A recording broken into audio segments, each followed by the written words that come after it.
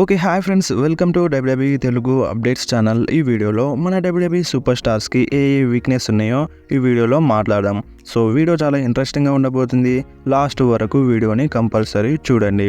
So మీలో ఎవరైనా first time ఈ ఛానల్‌ని చూస్తున్నట్లయితే కంపల్సరీ మన ఛానల్‌కి సబ్స్క్రైబ్ చేసుకోండి. సో మీరు వీడియోని చూస్తున్నారు కానీ లైక్ చేయట్లేదు. సో లైక్స్ చాలా ఇంపార్టెంట్ మనకి.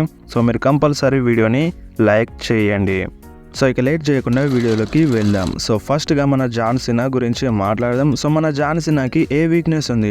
సో మీరు చూడండి, మన జాన్ సినా ఎప్పుడు డబ్ల్యూడబ్ల్యూలో వచ్చినా ఒక loose shorts and loose T shirts మాత్రమే వేసుకొని వస్తారు. సో సాధారణంగా ఏ రెజ్లర్ అయినా టైట్ ప్యాంట్స్ వేసుకుంటారు, కానీ మనం ఒక జాన్ సినా మాత్రం లూజ్ టీషర్ట్స్ అండ్ లూజ్ షార్ట్స్ని అయితే ప్రిఫర్ చేస్తారు. అండ్ అంతేకాదు షూస్ కూడా క్యాజువల్ షూస్ వేసుకొస్తారు. సో ఒక రెజ్లర్ వేసుకునే రెజ్లింగ్ షూస్ అయితే వేసుకోరు. మన జాన్ సినా షూస్ క్యాజువల్గా ఉంటాయి అండ్ స్టైలిష్గా కూడా ఉంటాయి.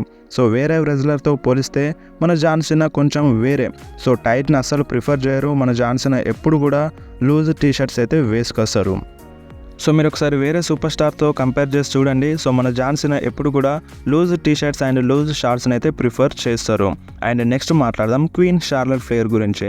సో మన షార్లెట్ ఫ్లేర్ డబ్ల్యూడబ్ల్యూలో ఏ క్యారెక్టర్లోనైనా ఫైట్ చేయగలుగుతుంది, బేబీ ఫేస్ సూపర్ స్టార్గానైనా అండ్ హీల్ సూపర్ స్టార్గానైనా. కానీ షార్లెట్ ఫ్లేర్కి బేబీ ఫేస్ సూపర్ స్టార్గా ఫైట్ చేయడం అంటే కొంచెం భయం అంట. సో ఈ విషయాన్ని షార్లెట్ ఫ్లేరే క్లియర్గా చెప్పింది.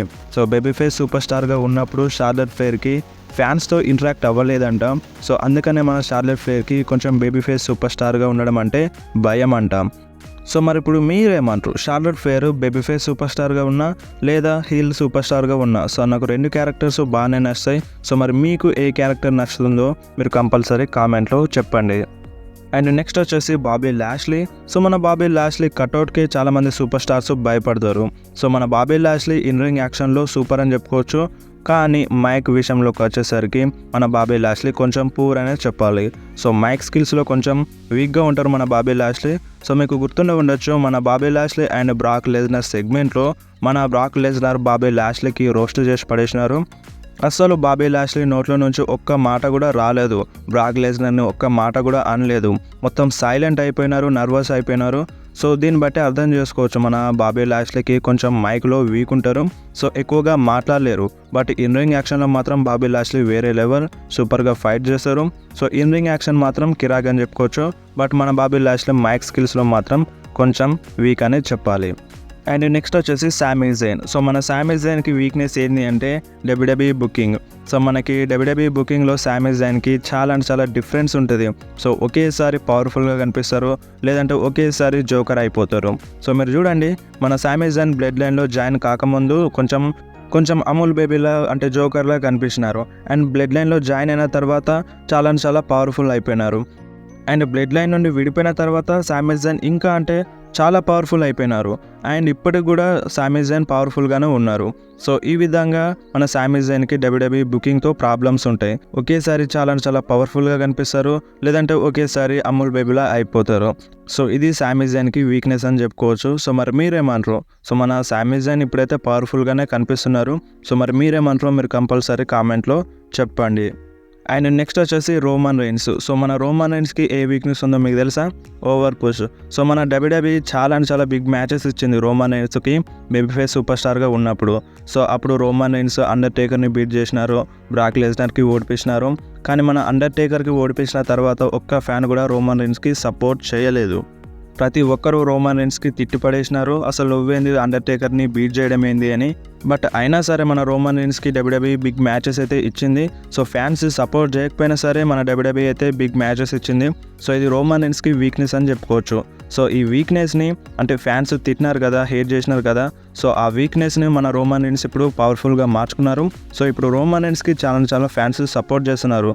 సో బేబీ ఫేస్ సూపర్ స్టార్గా ఫెయిల్ అయినా అండ్ హీల్ సూపర్ స్టార్గా రోమన్ రైన్స్ సక్సెస్ అయినారని చెప్పొచ్చు. అండ్ అంతేకాదు రోమన్ రైన్స్కి ఇంకొక వీక్నెస్ కూడా ఉంది. సో అదేంటంటే మనకి Roman Reigns baby face super స్టార్గా ఉన్నప్పుడు మైక్ స్కిల్స్లో చాలా పూర్ ఉండే. అసలు రోమన్ రైన్స్కి తడబడేవాడు మాట్లాడేటప్పుడు. సో రోమన్ రైన్స్ మైక్లో అస్సలు సరిగ్గా మాట్లాడలేకపోయేవాడు, తడబడేవాడు. సో ప్రజెంట్ చూసుకుంటే రోమన్ రైన్స్ మైక్ స్కిల్స్లో చాలా ఇంప్రూవ్ అయిపోయినారు. చాలా క్లియర్గా అండ్ తడబడకుండా మాట్లాడుతున్నారు. సో ఆ వీక్నెస్ అన్నిటిని తన బలంగా చేసుకొని ఇప్పుడు రోమన్ రైన్స్ ముందుకి సాగిపోతున్నారు.